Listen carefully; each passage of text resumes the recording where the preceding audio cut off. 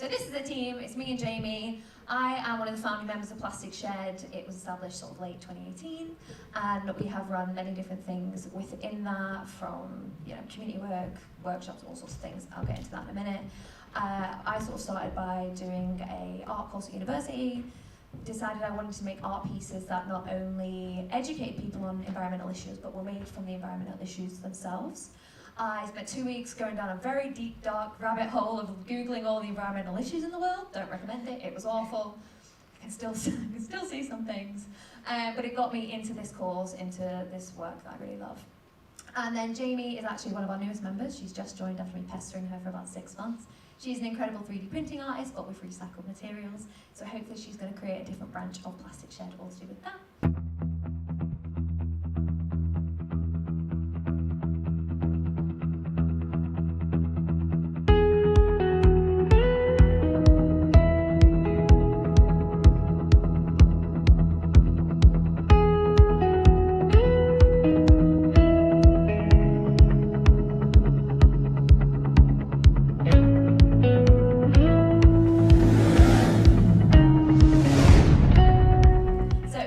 Shed. I think something really interesting about us is actually our name. So it comes from 2 different organisations. The plastic comes from Precious Plastic. I'm assuming everyone in the room probably knows who they are, the worldwide organisation. And it's all about the recycling, the eco side, collecting that waste. And the shed actually comes from the organisation Men in Sheds. They are community-based. They're about fighting social isolation, bringing community cohesion, helping fight mental health issues and all sorts of things to do with the community. And they're kind of the 2 sides of Plastic Shed. And so I think the name itself, Plastic Shed, makes a really beautiful message. So these are kind of the 3 plastics that we collect and reuse. I won't go into them too much today as we don't have time, but bottle lids are our main source.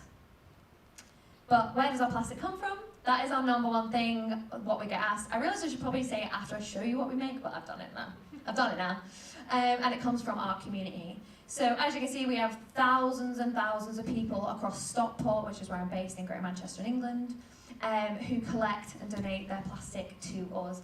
And we have kids as young as you can see, I think 18 months, all the way up to 94, sort of collecting and donating, and that's really where the power of the people come with us. So as well as collecting, the way they get them, we have created these donation points all across Stockport and Manchester. They have been fully funded by KOC Fund, shout out. And these are placed all over the place. So as you can see, we have big brand names collecting for us at Patagonia, Sainsbury's, Lucy and Yak, Lush. But then we also have smaller brands. We have local cafes, local restaurants, a local eco-refill company, The Good Life, all around Stockport, but not just Stockport, into Greater Manchester as well. And we are spreading out more and more and more. And people are just so keen to do it. We actually turn away some of the offers now because the boxes are actually quite expensive and we can only afford so many. But as you can see, the places that we can't offer the boxes to, they are still absolutely incredible, so eager to get involved, that we now have created a sort of printable thing on our website, so that people in offices, GP surgeries, anything like that, can create their own sort of mini donation point. As well as that, our local football teams, our local hospitals, other eco-businesses all collect for us. And one of the most special things I've found with our work is that actually local school children, they've been inspired by working with us and getting involved with us. Again, why I should explain what we do first. And they actually then, we've had multiple reports of kids going to their school and saying, getting their whole class, or sometimes their entire school, collecting for us. And then those kids also going out to the community, reaching out further and further. And then at the end of their year, they're sorting them, they're cleaning them, they're doing everything, bringing them to us ready to be used, all completely on their own. We haven't asked them to do that, they're just inspired by the work. And also just incredible. So these are kind of the 3 ways that we reuse. So as all that plastic comes in, how do we reuse it? So we do education and creative workshops, that's for all ages and abilities. We do 100% recycled plastic products. We actually have just won a fund to get all new machines and all new moulds, which is very exciting, so we're going to do a whole new range soon. And the one thing I'm going to talk about today is our large-scale art installations. So, oh, well, there we go. There's a picture of the educational workshops and some of our products as well. As well as those, we do also I love to experiment. Someone comes to me with an idea, I will do it. So we've done tables, we've done dresses, we've done all sorts of different things. But now for the big stuff. So, I made, in 2024, the UK's largest recycled plastic bottle lid mural. So this is 80,000 plastic bottle lids. So all those people around Stockport, Greater Manchester, they collect, donate to us, and they all get sent to me. and these pieces are created. So this was actually my very first piece. So I only made this 2024, last year, about 18 months ago, very first one, and people have been incredible. So I'm based in Stockport Shopping Centre. I went there and said, yeah, I've got this idea, any chance you'd give me a little wall, thinking they, 2 by 2 meters maybe, and they immediately said, yeah, come with me, offered me this 18.5 by 4 meter wall. And in that moment I had that question of, do I say yes? Because I've never done it before, this could go terribly wrong, and I threw myself into it and I loved it. And it was about a 6-month project, and over those 6 months we asked for, well, we needed 80,000 lids, but we had over 400,000 lids collected just during that time. And we already had a flow of lids coming in anyway, but this is what really pushed out the community side and really expanded word of mouth, social media, that kind of thing. And we had so many more people getting involved. And yeah, that's my little fox. So with these projects, not only are they collected by the community, they're also help made by the community. As you can see, we run days with all ages, helping us sort those donations into their colours. And I think the cutest day was the nursery. I think they were all 2 and 3 year olds coming in. They did sneeze and cough on a lot of the lids, but they all got washed afterwards. But they were incredible. And not only does it teaches them how to use it, they teach them how to re-see waste, but also teach them colours. From that smaller age, it teaches them about their colours and gets them used to seeing this material that is such a throwaway culture into something different. And especially as we're like inland, we don't go to the beaches, we can't see it. So part of what we try and do is stop it at the source, get it before it gets to the beaches. And as you can see, yeah, we also, I'm going to get into this a bit later as well, but we also run these days. So actually for this project in particular, as it was my first, I completely underestimated the power of people. I was like, oh, no one's gonna, it's got to a point, supposed to be up in a week, hadn't done the whole background, massively stressed, and was like, God, what can I do? And actually someone who used to work with me said, why don't you do a call out to the community? All these people have collected lids. And I thought, well, no one's gonna wanna come help me make it, surely. I was so wrong. We had hundreds of people turn up over a weekend, drills in hand, ready to help, little kids, older people, everyone. And in those 2 days, we got the entire background done, and suddenly I was back on track because it was not gonna get done without that help. And then as well as community, we also have a lot of business support. People, especially for this first piece, were incredible. We had CBRE, who are the people who run our shopping centre. They did the whole installation. The install took 5 days after some questions and some issues, but they got it up after some donut-fueled days as well. And then also Optimax through Wix in Stockport. They were incredible. So they actually donated all the screws, so we reached out, one email, and they said, yeah, we can sort it, no worries. And actually that made such a huge difference. If I actually go back, so if you can see the boards that the lids are going on, they're 100% recycled plastic. The backing boards alone for this piece were a ton of plastic saved from the oceans and reused into art form before we even put the lids on top of them. And that was only made possible because the screws were donated, so it freed up, like, I'm making up a number, about £2,000 out of the budget, which enabled us to buy these backing boards, and they're now what we use for every single one of our projects. So we did, if you can sort of see, I don't even know if you can see it actually, I can see it, but where the shade is at the bottom, we left a patch completely unfinished, and it was over Stockport Big Weekender. If you haven't been to Stockport, you should come. Over Stockport Big Weekender, we left that patch open for people to come along and help us actually finish off the piece themselves. And we had 4,000 people come along that day, or 2 days, and help finish it and got the whole thing done. And I still to this day get thanked by people for this piece. People say it's made them rethink plastic. They also say it's such a visual representation of how much plastic's being created. Collecting the lids has made them realise how much plastic they are creating. It's made them do some behavioural changes. We have had the odd one go, oh, I realised you need lids, so I'm going to stop drinking from cans and get the plastic bottles and down. No. Oh, no. We also do school competitions where the schools that bring in the most lids for us win prizes, and I do question those my ideas with that sometimes. But some little close-ups, because it's easy to see from far away, but if you can see it a bit closer up, it gives you an idea. This is Sir Hopsalot. He was named by one of the community members. He did lose an eye at one point through vandalism, but we got it back. Then with the kingfisher and the fox. Kingfisher is my personal favourite. Fox tends to be everyone else's personal favourite. So these pieces are incredible. We have said, we've had the odd bit of vandalisation, very, very few, couple of lids ripped off, that's it. And we've had it because because we had so many people, I think overall we had about 40,000 people in Stockport and Greater Manchester get involved with this, that I stand around, so if I stand around it, I don't tell anyone who I am. If I stand around it, I hear people say, oh, my gran collected that, I drilled that one in, my kids helped with this, and everyone has a connection to it, and I think that's what makes it so protected in the community, and it will always have a little piece of my heart, this art piece, because it was the start of everything.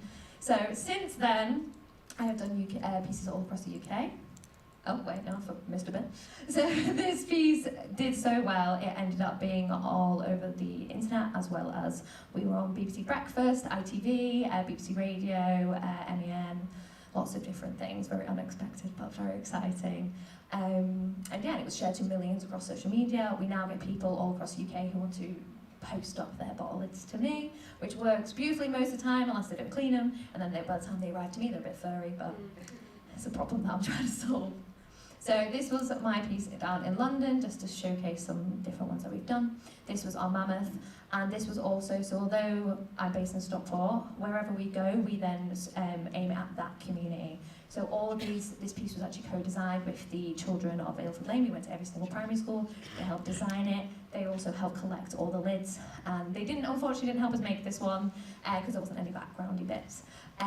But yeah, every time we go, we try and make it that it's around that personal community. It's not just Stockport, though Stockport always has something to do with them.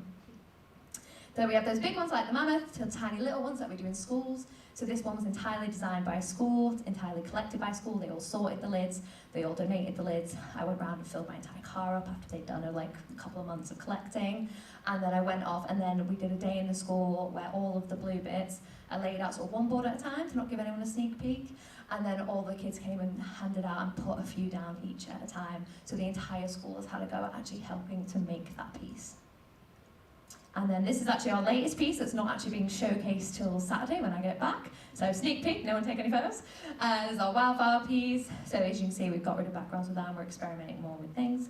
And then this is our latest one that just got showcased, last Saturday. And this is the UK's second largest in Stockport. And again, I had people turning up. We followed the same pattern of what we worked with the first one.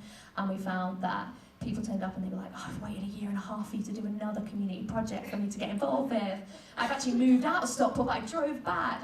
People have been so keen. And then for the background of this one, the plan was to open it up so the whole community, it was like school holidays, could have a whole week of making. 2.5 days, 300 people, done. We had to turn away people, and we had people going, no. So there's more coming, more than more. But yeah, and there's actually a wall going that way and further this way that I am booking the people to extend. But the process, I've already talked about that, but I might make it a short presentation, might work. Everyone can go to lunch. So each one, so the design, so every step of this, people often ask me how I do it on my own, and I always say I never have done it on my own. Not a single step of this is done on my own other than making the animals. But the designs, we do a call out to the local area that we work in or we're doing the design with. All primary schools, as well as on social media, as well as to local groups, local community groups, local charities, and we say, what do you want to see? I think there's nothing worse than me coming in and going, I've decided this area needs this, and putting it on the wall. We do it where we get hundreds, if not thousands, depending on the project, designs. They come to me, I look through them, I see what kind of, the repeated sort of things that are coming through are, and that's how I narrow it down. And then I usually do a couple of designs, send them out to be voted by the community, and then when they come back, that's how we have the finished piece. So once we've got the design, I draw it to scale, and then they get done on my colleague Jamie, they get drawn out onto the recycled plastic backing boards. These are incredible boards. They use just like wood, weather resistant, rot resistant. They haven't caused me any issues yet. They do expand in the heat though, warning. And then I do want to do a special shout out. So this group we cannot photograph for safety reasons. They are a local special educational needs college. They come to us every single week, they've been doing it for years, and they also are another group called Pure Innovations who are adults with varying needs, and they come to us every single week, spend their time, they collect also from their local community, they bring it in, all the college collect, all the adults collect, they bring it in, they sort the lids, and then they also sort our donations in every single week without fail. They are the happiest people in the world to work with, they turn up, they are joys to be around, and we are commonly told that these kind of groups really struggle to get volunteer work. And so if you have any groups, I highly recommend you use them. They're incredible, and they come to every single one. They get pride. They get to, I had a young girl come on Saturday to see the unveiling of the last piece, and she brought her whole family down because she was able to say that she's been a part of that, she's helped make that possible. And yeah, I just want to do a shout out to them. And then, so we design it, then all the lids get sorted into colours, usually through community groups. So that's actually, one of them is a business, one of them is a community group. I then go off, make the animals sort of on my own, because they need quite specific placement, and usually I don't want people seeing me stress out that much. And then we open it up. So I then have the Good Gym, which is incredible. I then open it up to smaller businesses, smaller groups. The one on the bottom far right was actually a community business day, so I invited all the local community and crafters and designers to come down for a night and help with the mural, and we did it as a social. So I did these as sort of closed groups for the more watchable bits that I need to sort of keep more of an eye on. And they created all the backgroundy bits, so the sky, the sunset, the bottom of the river. And then that's when we open up to the community. So like I said, last piece, 300 people, 2.5 days, done. And we have all ages. I think the youngest, I don't think I've got a picture of him on here, the youngest helper was 4 months old who came along. I don't think he helped much, but we did manage to sort of wobble a drill near him and put his hands on it and make it look like he helped. And I think the eldest gentleman we had coming was 98 for this project. And we have people who come, our shop is also accessible, so we have people come in wheelchairs, we lower the stuff down, we have absolutely every single person come along, get involved with these pieces. And like I said, it makes it feel it's a community piece, it's not just me, it's absolutely everyone. And I haven't done a calculation of how many people got involved with this one, but I estimate it's probably more than the 40,000 who got involved with the first one in Stockport. And then we go install. And then we do the big reveal. And looks like someone's been harassed in that lot. And then we do the big reveal and the piece is up. So I was asked what my biggest challenges were, and now I realise I've been talking to a lot of people who are dragging stuff out of the ocean. That's disgusting. That a couple of furry lids really aren't an issue, so I'm not actually going to talk about it. I'm going to skip over it. So what is next for Plastic Shared? So right now we are working on multiple more murals. We're doing one over in Halewood. What am I doing as well? We're doing the world's first recycled mural trail, so 10 large murals are going to come across, also in Stockport, and they're going to be 10 giant pollinators. With that, we're actually creating educational packs for all the primary schools. We've got, I think, 55 local schools signed up now. They're all getting educational packs on pollinators, plastic, recycling, but also how to, alternatives. How could you not use it? What around here is plastic that we could swap out? What changes could we make? That kind of thing. And I think that's one of the most important bits of at that young age. I mean, kids are fabulous to work with. I imagine most of you probably work with them. And they're incredible. And if you teach at that young age that change of how you see waste, then we'll stop wasting it, hopefully. That's the aim. So my absolute dream, I really want to make the world's largest recycled plastic mural. It is huge. It's in, oh no, I've forgotten now. It's somewhere. But it's absolutely incredible. And my goal in life is to top the artist who did that. And I would love to make that a UK-wide project and get all the schools, all the people, all the community groups involved and have that somewhere. I've eyed up a few locations, nowhere exactly, need a really big wall, and that's the main issue we're having. But yeah, I hope I covered everything. So, yeah, I don't know now. Ta-da! You know when you plan to say a lot and then